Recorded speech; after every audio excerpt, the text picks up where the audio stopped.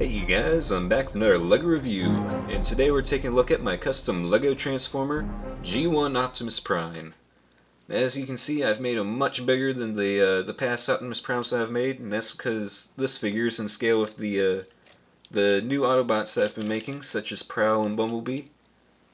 Speaking of which, here we have Prowl, and I think this is a really good scale here. You know, looks just about right. Also, here we have Bumblebee. To give you an idea of scale just between him and the mini-bots that I'm working on.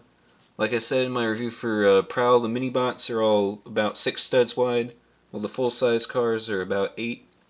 And Optimus here is about 10 or 12, depending on where you measure him from. So that works out pretty well. So anyway, let's move these guys out of the way and give you a better look at Optimus. So, looking around the car mode, the vehicle mode I mean, you can see a lot of nice details like the rear view mirrors, some nice smokestacks, big fuel tanks on the side. His head stores away back here fairly well as like kind of a refrigerator unit.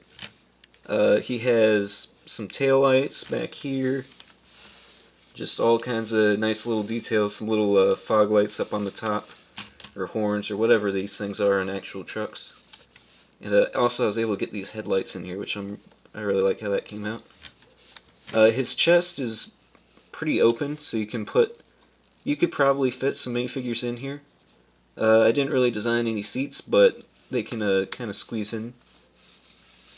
Anyway, I really like how his truck mode came out. It's nice and enclosed, and if you didn't know it was a Transformer, you'd almost, excited for like these parts here, you'd almost think that it's just a normal model of a big cab over truck. But anyway, let's get on to his transformation. So this guy follows the same general pattern as the G1, but it's quite a bit more complicated. So first thing we want to do is pull down these little side panels. Then we want to actually, before we even do that, we want to pull his legs down. We might as well just get those out of the way now while we're here. Flip down these little side panels. Flip up these back parts of his feet and spin them all the way around. So we have that. Do that on both sides. Spin it all the way around, and there we go. So now we want to open up, no. We want to flip up the grill. Do that on both sides. So there we go. Now take his arms and try to detach those without breaking them. Here we go. So pull that out. Flip down the side panel and then flip those forward. Do that on the other side. So we have this right here. We want to detach that. There we go. Flip that down and pull this forward. Okay, so now let me move the camera up and let's work on the top of him. So now let's get the head out of the way. So you flip that up, you flip forward the little ears. Aww. So flip up the ears and then spin his face around, and there we go. Now let's go back to his arms, flip out his hands.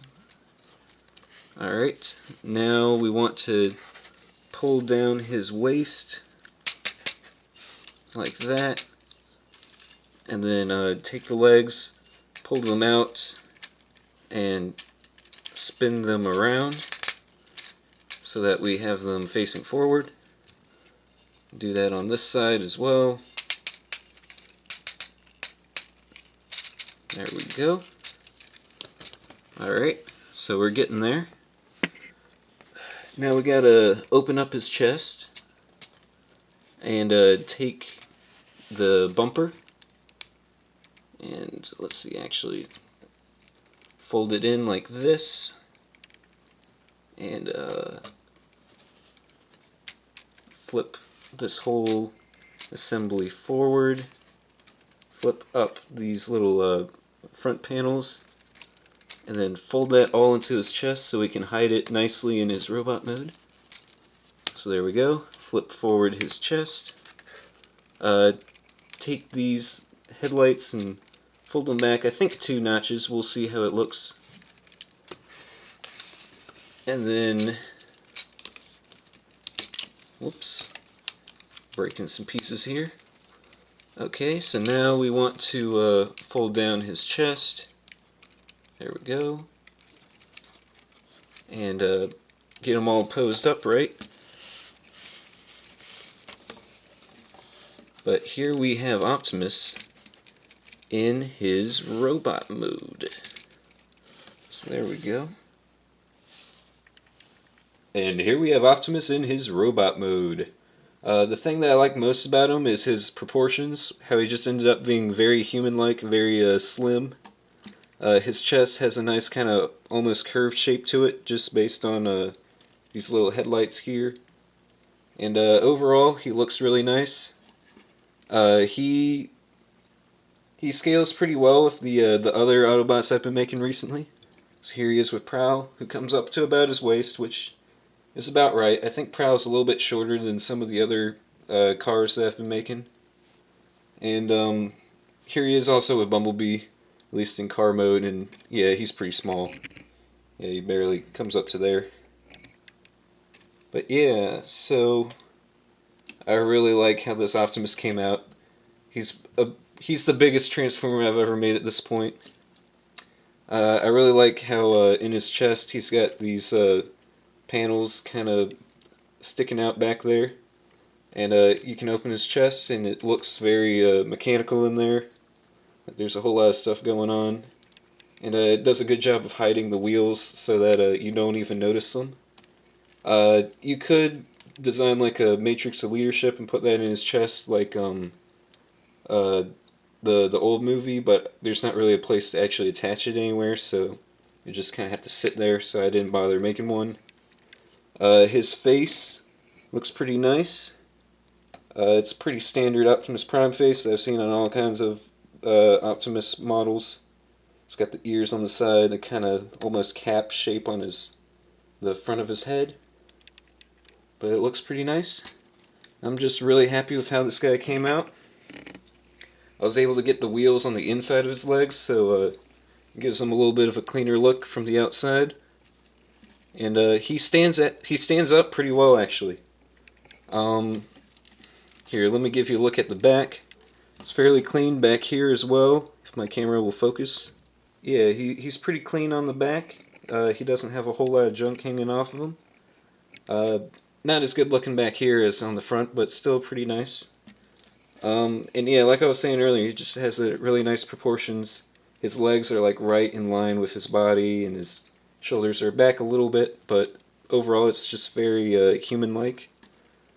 Very dynamic proportions, which I really like.